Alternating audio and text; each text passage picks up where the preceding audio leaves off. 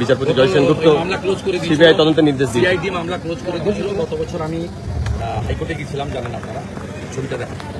এদের মামলা যেদিন ফাইন করে সুপ্রিয়ারা পদ্মারা, সেদিন আমি নিয়ে গেছিলাম। ঐতিহাসিক সিদ্ধান্ত এবং খুব প্রয়োজনীয় সিদ্ধান্ত, এটা খুব দরকার। অধিকর্তাকে সিট গঠন করে তদন্তের নির্দেশ দিয়েছে। মূল অভিযুক্ত শেখ শাহজাহান।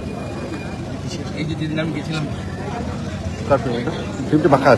গত বছর নিয়ে গেছিলাম, কলকাতা হাইকোর্টের কাছে যে তারা তিনজনকে যেভাবে একজন অপহৃত, দুজনকে বডি পাওয়া গেছে, তিনজনকেই কার্যত সবাই বলছে সিআইডি তার চার্জশিট শাহজাহান নয়, সবগুলো শাহজাহানেরই, আর কোথাও রাস্তা নেই। এবং যেহেতু এই সরকার খুনিদেরকে প্রোটেকশন দেয়, আমি লয়ারকে ইনস্ট্রাকশন দিয়ে দিচ্ছি যে তারা যারা বাদী আছে তাদের পক্ষে যেন সুপ্রিম কোর্টে ক্যাভিয়েটও। এই মামলাটা নিজে দেখেছি আমি পুরোপুরি, আমি দেখেছি, আমার মনোনীত লয়ার, আমি পূর্ণ লিগ্যাল সাপোর্ট দিয়েছি পদ্মাদের।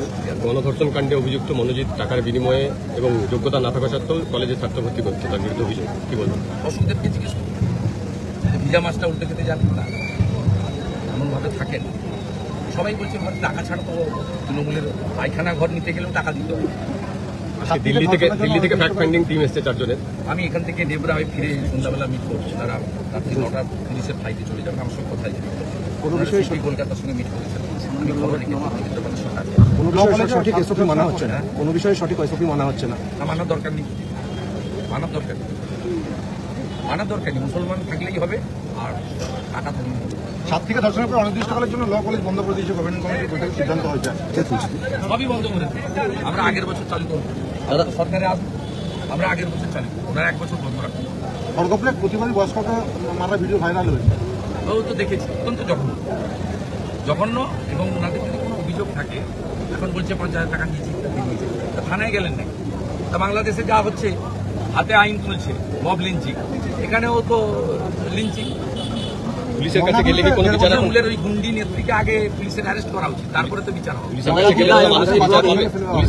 পুলিশের উপর থেকে মানুষের না পাবে না, কিন্তু কোর্ট জুডিশিয়ারি সবাই চায় যে প্রথম পুলিশের কাছে চান। পুলিশ এই সন্দেশখালীর কেস পুলিশের কাছে গেছে, সিআইডি দিয়েছে। প্রথমে যারা হাইকোর্টে 18 সালের পরে 19 সালে গেছিল, তখন হাইকোর্ট বলেছে না, তাড়াতাড়ি এসছেন কেন, পুলিশ সিআইডি করছে তো।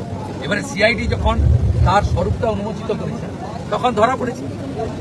তাই পুলিশের কাছে প্রথম যেতে হবে, কারণ পুলিশের বেতনটা তো কেউ ব্যক্তি বা দল দেয় না, আমরা দিই ট্যাক্সের টাকা। পুলিশের কাছে যেতে হবে, পুলিশ তার রাজনৈতিক ইচ্ছা স্বরূপটাকে প্রকাশ করবে, তারপরে আপনি হায়ার কোর্টে যাবেন।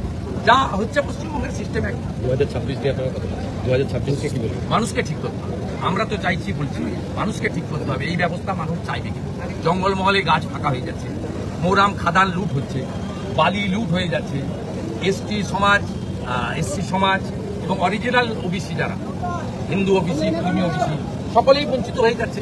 রিজার্ভেশন উঠে যাচ্ছে। তিনি বক্তব্যে বলেছেন যে যদি কন্ট্রাকচুয়াল আর ক্যাজুয়াল নিয়োগ করো, তাহলে তো রিজার্ভেশনের প্রশ্ন নেই।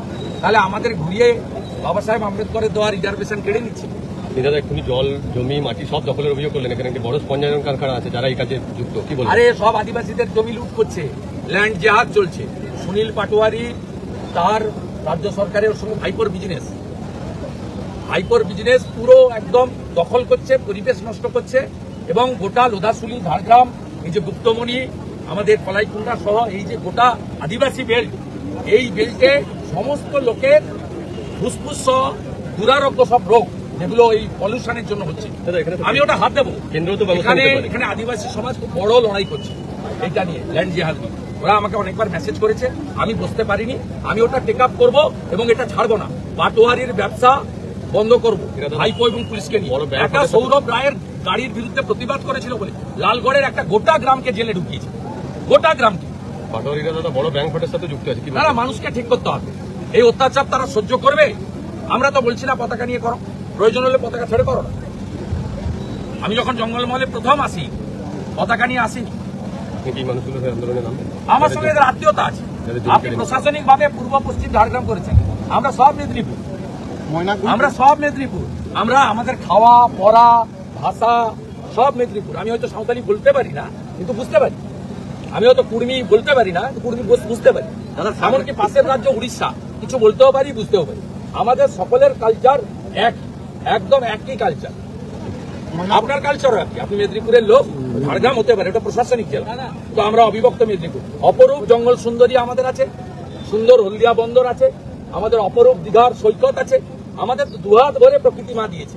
তো আমরা সেগুলোকে অতি লোভে বিদেশে বাড়ি করার জন্য, ছেলে মেয়েকে ক্যাপিটেশন ফি দিয়ে ডাক্তার ইঞ্জিনিয়ার বানানোর জন্য, একাধিক পত্নীকে রাখার জন্য আমরা সেই আমাদের দেওয়া জিনিসগুলো এক শ্রেণীর আমলা, এক শ্রেণীর নেতা মন্ত্রী আজকে নষ্ট করছি।